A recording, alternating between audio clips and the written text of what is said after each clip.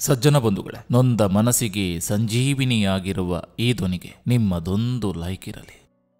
ಹುಟ್ಟು ಗುಣಗಳನ್ನು ಬದಲಾಯಿಸಲು ಎಂದಿಗೂ ಸಾಧ್ಯವಿಲ್ಲ. ಬೇವಿನ ಗಿಡದ ಮೇಲೆ ಹಾಲಿನ ಅಭಿಷೇಕ ಮಾಡಿದ್ರೂ ಬೇವು ಬೇವಾಗೇ ಇರುತ್ತದೆ ಹೊರತು ಅದು ಬೆಲ್ಲವಾಗಲು ಸಾಧ್ಯವಿಲ್ಲ. ಜೊತೆಗಿದ್ದವರನ್ನ ನಂಬೋದು ತಪ್ಪಲ್ಲ, ಆದರೆ ಜೊತೆಗಿರುವವನು ಶಕುನಿ ವೇಷ ಹಾಕುತ್ತಿದ್ದಾನೆ ಎಂದು ನಮಗೆ ಗೊತ್ತಿದ್ದರೂ ಸಹ ನಂಬುತ್ತೀವಲ್ಲ, ಅದು ದೊಡ್ಡ ತಪ್ಪು. ಜನರು ಪ್ರತಿಕ್ಷಣ ಬದಲಾಗ್ತಾರೆ, ಪ್ರಪಂಚವು ಪ್ರತಿಕ್ಷಣ ಬದಲಾಗ್ತದೆ. ಒಳ್ಳೆಯ ಸ್ನೇಹ ಮತ್ತು ಒಳ್ಳೆಯ ಸಂಬಂಧ ಎಂದಿಗೂ ಬದಲಾಗೋದಿಲ್ಲ. ಇನ್ನೊಬ್ಬರಿಗೆ ಸಹಾಯ ಮಾಡಲು ಯಾವತ್ತೂ ಹಿಂಜರಿಬೇಡಿ. ನೀವು ಎಂದೋ ಮಾಡಿದ ಸಹಾಯ ಗೊತ್ತಿರದ ರೂಪದಲ್ಲಿ ಕಷ್ಟ ಬಂದಾಗ ಸಹಾಯ ಮಾಡ್ತದೆ. ಪ್ರಯತ್ನ ಮಾಡಿ ಸೋಲ್ಬಹುದು, ಆದರೆ ಪ್ರಾರ್ಥನೆ ಮಾಡಿ ಸೋಲಲು ಸಾಧ್ಯವಿಲ್ಲ. ಜೀವನದ 6 ಸೂತ್ರಗಳು: ಪ್ರಾರ್ಥಿಸುವ ಮುನ್ನ ನಂಬು, ಮಾತನಾಡುವ ಮುನ್ನ ಆಲಿಸು, ಖರ್ಚು ಮಾಡುವ ಮುನ್ನ ಸಂಪಾದಿಸು, ಅಸಾಧ್ಯವೆಂದು ಹಿಂದೆ ಸರಿಯುವ ಮುನ್ನ ಪ್ರಯತ್ನಿಸು, ಬರೆಯುವ ಮುನ್ನ ಯೋಚಿಸು, ಸಾಯುವ ಮುನ್ನ ಬದುಕು. ಮನಸ್ಸು ಸಿರಿವಂತವಾದ್ರೆ ನಮ್ಮಲ್ಲಿ ಸಂಪತ್ತು ಇಲ್ಲದಿದ್ದರೂ ನಾವು ಸಿರಿವಂತರೆ. ಮನಸ್ಸೇ ಬಡವಾಗಿದ್ರೆ ನಮ್ಮಲ್ಲಿ ಸಂಪತ್ತು ಇದ್ದರೂ ನಾವು ಬಡವರೇ. ಸಂತೃಪ್ತಿಗಿಂತ ಮಿಗಿಲಾದ ಸಂಪತ್ತಿಲ್ಲ.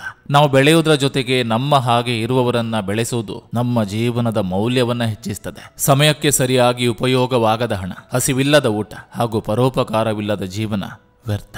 ಎಲ್ಲರನ್ನ ಖುಷಿಯಾಗಿಡುವುದು ಯಾರಿಂದಲೂ ಸಾಧ್ಯವಿಲ್ಲ, ಆದರೆ ಎಲ್ಲರೊಂದಿಗೆ ಖುಷಿಯಾಗಿರಲು ಎಲ್ಲರಿಗೂ ಸಾಧ್ಯವಿದೆ. ಹೊಟ್ಟೆಗೆ ಹೋದ ವಿಷ ಒಬ್ಬನನ್ನ ಸಾಯಿಸಿದ್ರೆ ಕಿವಿಯಲ್ಲಿ ಹೋದ ವಿಷ ಬಹಳಷ್ಟು ಸಂಬಂಧಗಳನ್ನೇ ಹಾಳು ಮಾಡ್ತದೆ. ನಿನ್ನ ವಿರೋಧಿಸಿದವರು ನಿನ್ನೆದುರು ಗೌರವದಿಂದ ಬಾಗುವುದು ಯಶಸ್ಸಲ್ಲದೆ ಮತ್ತೇನು. ಒಳ್ಳೆ ಮನಸ್ಸು ಇದ್ದರೆ ಸಾಲದು, ಒಳ್ಳೆ ಮನಸ್ಸಿನ ಮಾತು ಕೇಳುವ ಬುದ್ಧಿ ಇರಬೇಕು. 100 ಸುಂದರ ಮುಖಗಳಿಗಿಂತ ಕಾಳಜಿ ತೋರಿಸುವ ಒಂದು ಸುಂದರ ಮನಸ್ಸು ಸಾಕು. ಹೃದಯ ನಗಲು. ನೇರವಾಗಿ ಬೆಳೆದ ಮರಗಳಿಗೆ ಜಾಸ್ತಿ ದಿನ ಉಳಿಗಾಲವಿಲ್ಲ ಅನ್ನೋದು ಎಷ್ಟು ಸತ್ಯವೋ, ನೇರವಾಗಿ ಮಾತನಾಡೋರ ಜೊತೆ ಯಾರು ಇರೋದಿಲ್ಲ ಅನ್ನೋದು ಅಷ್ಟೇ ಸತ್ಯ.